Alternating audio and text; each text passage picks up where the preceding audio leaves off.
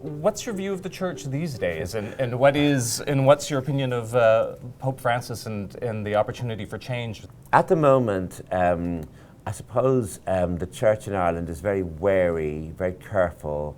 They spend their time apologising. We're sorry, we're sorry, we're sorry, we're sorry. I mean, they've replaced abusing people with apologising to people. The A word has just changed from abuse to apology, which is better. I mean, I prefer to be apologised to than abused, thank you. I mean, that's good, with progress. And with poor old Francis, I mean, they just can't, you can just imagine. I don't want to tell the Catholic Church how to run its business, but I would have thought the first thing you would do when all those wonderful cardinals with the wonderful girls' clothes all got together in the synod. I love the way they got one married couple to come among them to tell them what that was like. I mean, a lot of us do know quite more about homosexuality perhaps than we should. Would be the first thing you would say to them, you know, that, like, or even just ask, just don't tell anybody, but just think to yourself, have you ever had homosexual feelings, or do you have them all the time? I mean, ask the bishops and cardinals, and just keep that in mind as we're doing this, that we may be talking about you. And, you know, but Francis knows all this. He's a Jesuit. Jesuits know everything.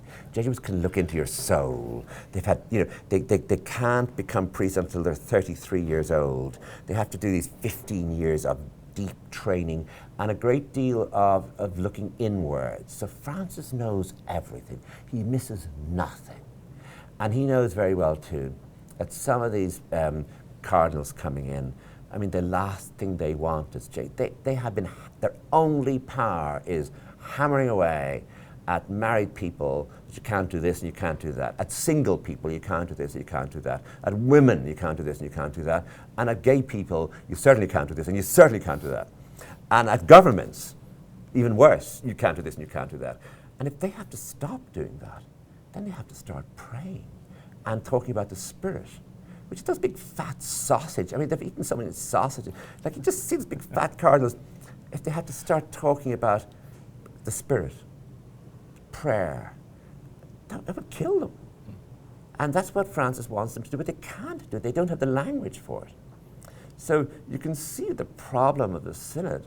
These, you know, that they would have to change their entire system, and they'll be brought kicking, screaming into the 29th century before that occurs. But it's fun to watch them. I have to say, real fun to watch them. The married couple must have had real fun. Pope John Paul II used to have a marvelous description of orgasm. It really was, it's the best description of orgasm I know. He couldn't call it orgasm, obviously.